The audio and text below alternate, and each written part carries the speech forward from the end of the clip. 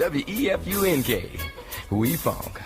But I guess another big piece of boxing news to go down over the last couple weeks, in addition to the return of the sport. But obviously, the big news and a big storyline on that Thursday night ESPN card, as like I've mentioned, Tyson Fury with that huge top rank ESPN contract, and ESPN is on an absolute pursuit to make Tyson Fury one of the biggest stars in the world of sports.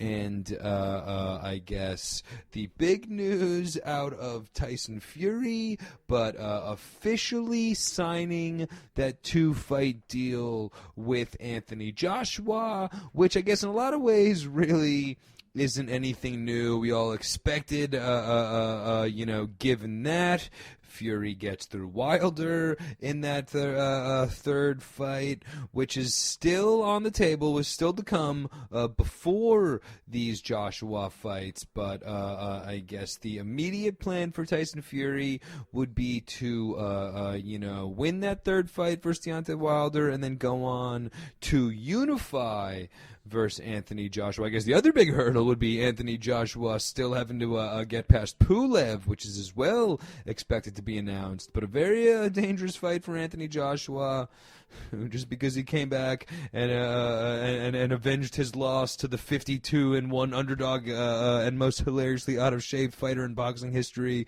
Andy Ruiz. But it's going to take more than an avenged loss versus Andy Ruiz for Anthony Joshua to really earn full respect in that heavyweight division. So a tough test versus Pulev for him before the fight. But as we've talked about it a lot so far, as you know, like I mentioned, this is really not anything new or surprising. Just it is official, so I guess that's fun. But it would be really an amazing, epic streak for Fury coming off of the 3 mega fights versus Wilder into 2 fights to unify the heavyweight belt versus fellow English heavyweight Anthony Joshua. Of course, in a world where people could get together within 6 feet of each other, that would be at a sold-out Wembley Stadium in one of the biggest crowds in the history of the sport.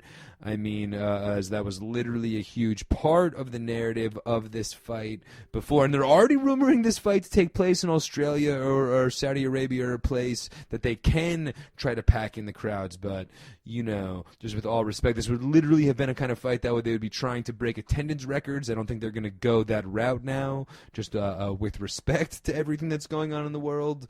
But that very easily could have been like a 70,000 person fight crowd in England.